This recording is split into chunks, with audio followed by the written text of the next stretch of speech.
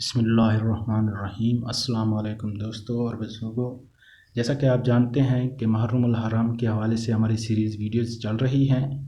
اگر آپ نے وہ سوالات اور جوابات نہیں پڑھے جو ہم نے پہلے بتائے ہیں، اگر نہیں سنے تو آپ نیچے ڈسکرپشن میں ان کے لنکس دیکھ سکتے ہیں، کیونکہ یہ وہ سوالات ہیں جو مختلف قسم کے سوالات تھے، علماء کرام سے پوچھے گئے اور علماء کرام نے ان کے جواب دیے، تو ان جوابات کا جاننا آپ کے لیے بہت ضروری ہے۔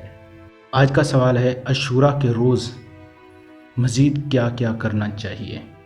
اس کے جواب میں مفسر شہیر، حکیم الامت، تاجدار گجرات حضرت علامہ مولانا مفتی احمد یار خان نعیمی رحمۃ اللہ علیہ فرماتے ہیں، بال بچوں کے لیے 10ویں محرم کو خوب اچھے اچھے کھانے پکائیے تو انشاءاللہ عز و جل سال بھر تک گھر میں برکت رہے گی۔ 10 محرم الحرام کو غسل کرے تو تمام سال انشاءاللہ عز و جل بیماریوں سے امن میں رہے گا، کیونکہ اس دن آب زمزم تمام پانیوں پر بہتا ہے۔ تفسیر بیان۔ سبحان اللہ۔ سرور کائنات شاہ موجودات صلی اللہ علیہ وآلہ وسلم نے ارشاد فرمایا، جو شخص یوم عاشوراء عصمت سرما آنکھوں میں لگائے تو اس کی آنکھیں بھی کبھی بھی نہ دکھیں گی۔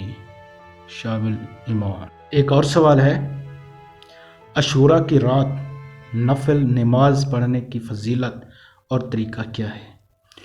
اس کے جواب میں، عاشوراء کی رات میں 4 رکعت نماز نفل اس ترکیب سے پڑھے کہ ہر رکعت میں الحمد کے بعد آیت الکرسی 1 بار اور سورۃ اخلاص قل ھو اللہ 3 بار پڑھے اور نماز سے فارغ ہو کر 100 مرتبہ قل ھو اللہ کی سورت پڑھے، گناہوں سے پاک ہوگا اور بہشت میں بے انتہا نعمتیں ملیں گی انشاءاللہ، جنتی زیور۔ سبحان اللہ۔